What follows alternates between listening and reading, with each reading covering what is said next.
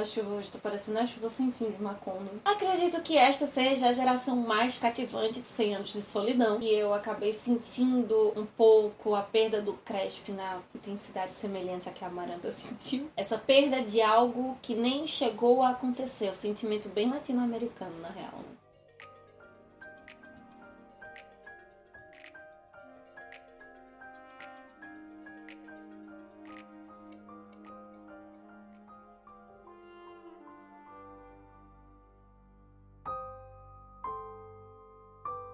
O que temos para hoje, Sanchos e Dulcineias? Eu sou a Larissa Bertolino, você está no canal Uma Garota Quixotesca, onde nós tratamos de literatura e mais especificamente você se encontra no episódio número 2 da nossa jornada de leitura conjunta de 100 anos de solidão. Neste mês, durante todo esse mês de fevereiro, em 4 partes, nós estaremos lendo esse clássico latino-americano, esse clássico do realismo mágico, essa obra-prima do Gabriel Garcia Marques. E sem sombra de dúvidas, o personagem central dessa semana, dos capítulos 6 ao 10, foi o Coronel Aureliano Buendia. A Úrsula continuou se destacando também. Tão importante quanto a família Buendia acabou se tornando a família Moscotes. Eles em alguns momentos vão se juntar, né, em alguns casamentos, mas no levar de Macondo, no processo do enredo se desenvolver, alguns personagens dessa família também contribuíram. E eu vou aproveitar logo o início desse vídeo para te dar uma dica que eu dei lá no Instagram. Então, se você perdeu, se você ainda não nos segue, corre lá no @umagarota_quixotesca para você não perder comentários, aplicações, conversas sobre os processos do livro, os processos de leitura, que é, como eu já coloquei aqui, dividir as gerações por cores ou por símbolos, como esses nomes acabam se repetindo para você saber de quem está se falando, né? Essa semana isso foi bem mais necessário. E também, para facilitar essa conversa, eu vou dividir o meu comentário novamente por cada personagem, não seguir necessariamente uma linha cronológica. Fica um pouco mais lógico, tem uma comunicação mais clara. E vou começar pelas mulheres principais. Vamos iniciar mais uma vez com a Úrsula, essa mulher forte que não é uma personagem fechada, né? Não é uma personagem circular, bonitinha, bem lapidada. Quando ela chega na prisão para visitar o filho, né? Eu quero ver quem é homem, quem tem coragem de atirar em mim. Ela tem essa imponência.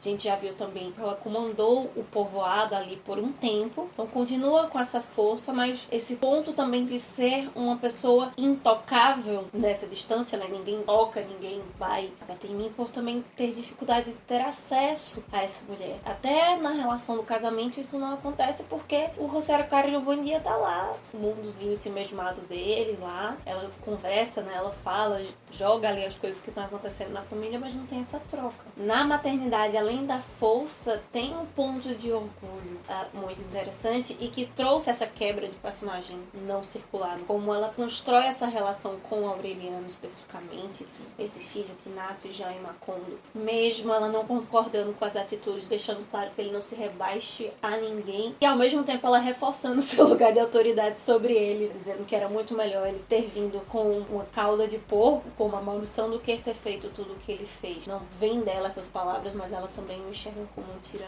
É uma espécie de não só decepção com o próprio filho, mas mexe um pouco na sua imagem, no seu ego, né, do que ela fez como mãe para dar aquilo.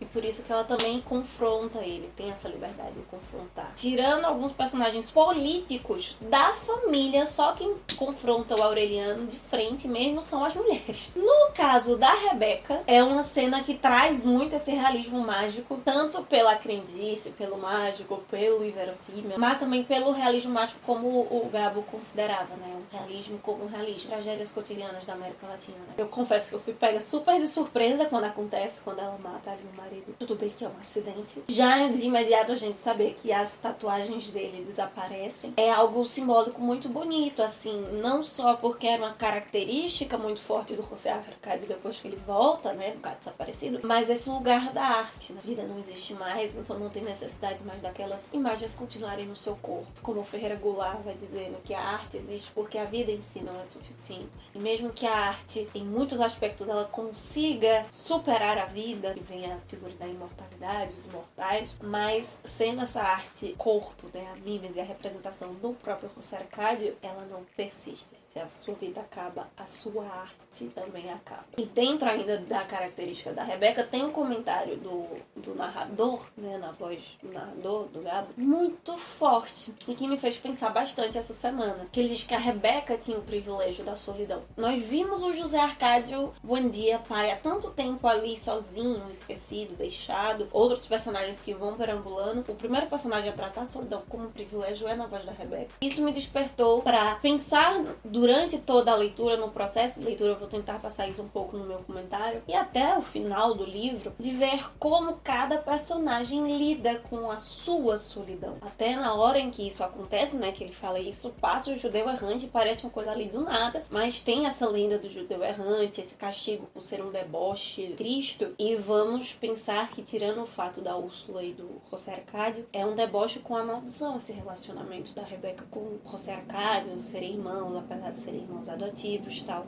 Então, como se fosse já a maldição se cumprindo nesse ponto, já que eles não têm filhos para se tornar o rabino porco. Amaranta, a mocinha perfeita dos romances modernistas. Há uma capacidade de reviver esse ponto da memória, né, de estar revivendo de várias formas o mesmo sentimento em situações diversas na Amaranta é muito forte. Até o nome dela vindo de duas raízes tem a ver com amar, é bem disso, mas na verdade é de uma planta. O amara, amaro vem de amargo, né? Então essas duas representações estão extremamente fortes. Essa paródia carnavalesca, né, novamente, na Amaranta, no caso, do amor de alguém que ama intensamente, mas ao mesmo tempo é muito amarga, que não se permite viver esse sentimento. O que também a torna uma mulher extremamente forte. A cena dela de camisola com as duas pistolas indo peitar o irmão é algo sensacional, e de fato a maior força da Amaranta é nesse amor, criando os sobrinhos. A Úrsula tá ali influenciando, mas a Úrsula desempenha bem esse papel de avó, ela está ali como mãe, de fato. E ao mesmo tempo, a fusão do amargor, né, da amargura com o amor intenso, faz da Amaranta um personagem que tem uma relação muito forte com a morte. Não só ela vai sempre ser perpassada pela morte, como ela vai vivenciar o mesmo ciclo de morte. E quando o Gerineldo Marques morre, ela sente o mesmo sentimento que ela sentiu na morte da Remédios, né? Como se ela tivesse cogitado, falado toda vez que ela pronuncia que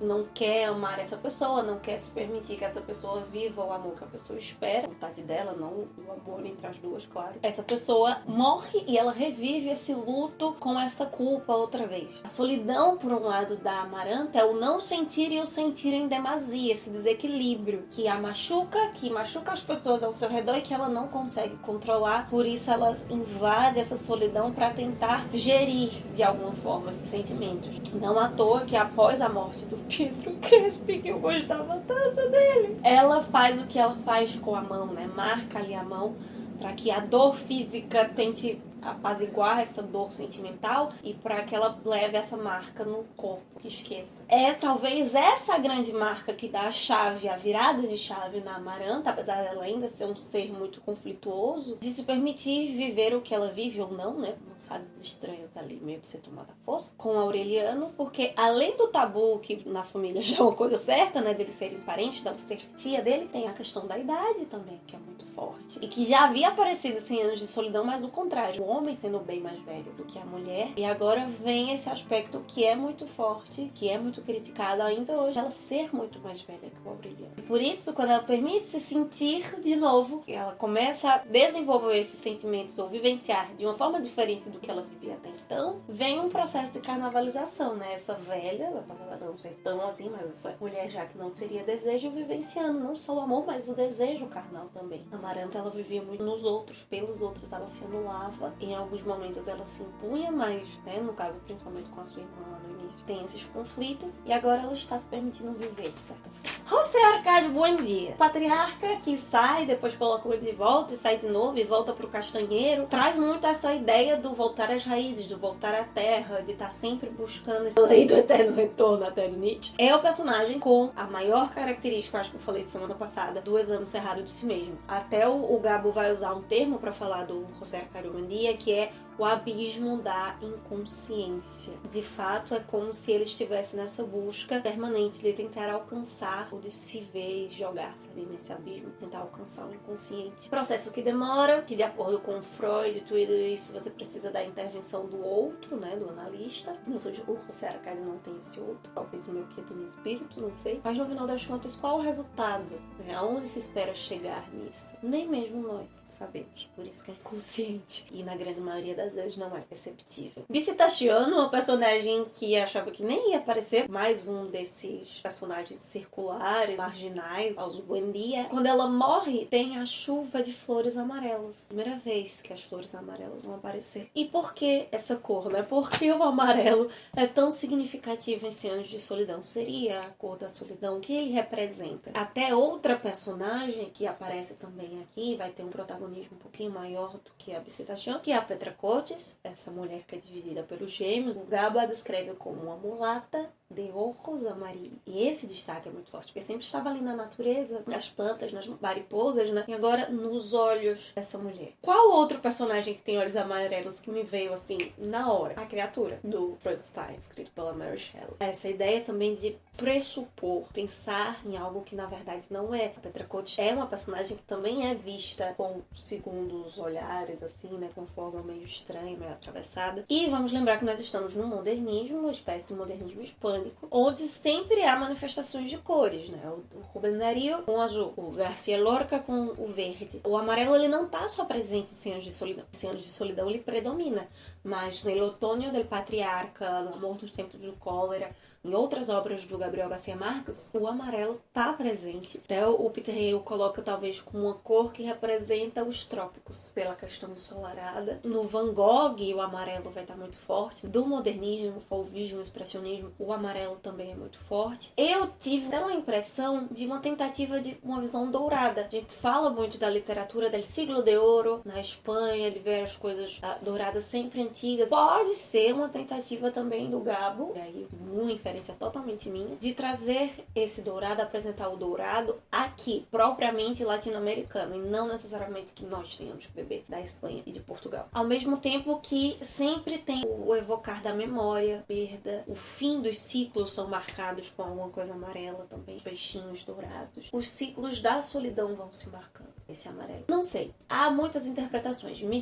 conta aqui embaixo quais as interpretações, quais os significados que você acha que a cor amarela possa ter de acordo com a sua leitura de 100 Anos de Solidão. Por fim, 3 personagens, maior destaque para 2. Vamos tirar um tempinho agora para falar, obviamente, do Coronel Aureliano Buendia, que sem sombra de dúvidas foi o protagonista dessa parte. Um personagem complexo por vários aspectos, por várias questões, que representa bastante a própria América Latina em si, esse ponto de traição dele ou não, essa relação tanto com Apollinaire Mascotes, né, quanto o Reinaldo Marques depois, representa muito a história de como a América Latina é construída. O Gabo deixa destacado que em 35 anos, o general, ele faz 32 revoltas. Existem até piadas quando a gente vai falar sobre a história do Brasil e história da América Latina como um todo. Toda vez que tivesse uma revolução, uma guerra civil, você poderia ganhar X centavos e você ficaria rico. Ou toda vez que aparecesse revolução ou guerra civil, a gente vai se beijar, né, quando está estudando junto com outra pessoa. Existem várias piadas em cima disso na área de humanas. E isso é um fato, fica bem representado nessa figura Coronel Aureliano, porque ele vive disso, né? Eu falei semana passada, ele vive em função da guerra. E como a guerra por um período vai deixar de existir, ele também entra numa espécie de crise. Vai ser acusado de ser tirano, depois que a guerra acaba. Ele é tirano, ele é coronel, ele é o quê? Tem essa relação de cumplicidade com a Rebeca e o José Arcádio, mas com o resto da família é muito dúbio. A mesma conexão, na real, que ele vai ter com o irmão, seus filhos vão ter entre si. Um livro que, querendo ou não, fala muito da relação entre irmãos, já tanto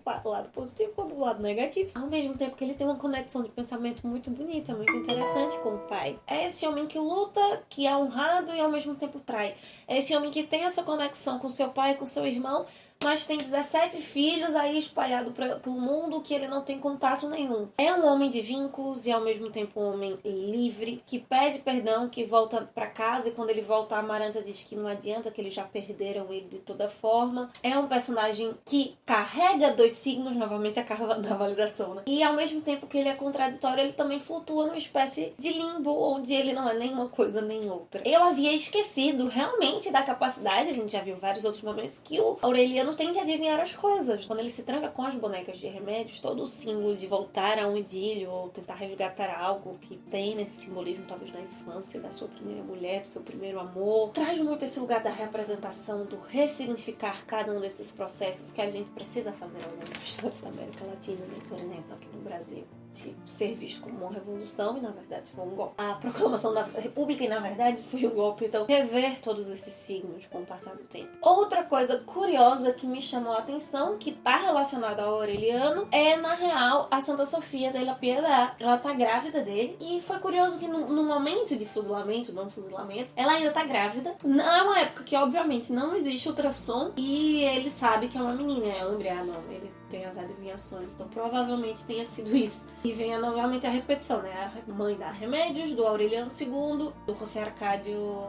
II. Além de serem 3 nomes repetidos e deixar muito demarcado segundo, né? Estou na repetição. Essas 3 crianças vão pra escola. É um recomeço, é uma repetição, mas uma repetição que fica clara que é nova, que é diferente, que vão ter destaques, vão ter alterações. E me lembrou muito, após essas revoluções, de vários processos na América Latina, onde nós buscamos não só mudar as coisas, mas de fato analisar e a partir de então criar algo novo, criar uma visão da América Latina. Nós temos isso muito forte, não só no Brasil, mas em vários dos principais e mais influentes países como México, Argentina, Peru, no romantismo e no modernismo. Esse pensar e repensar a história, reapresentar a história, tentando ter um trabalho mais crítico em relação a isso. Não é à toa que é nesse período que vai surgir, por exemplo, aqui no Brasil, o movimento antropofágico. E o próprio boom latino-americano, um pouco depois que o Goebbels está participando. Ele, a propósito, dizia que escrevia as suas experiências, né?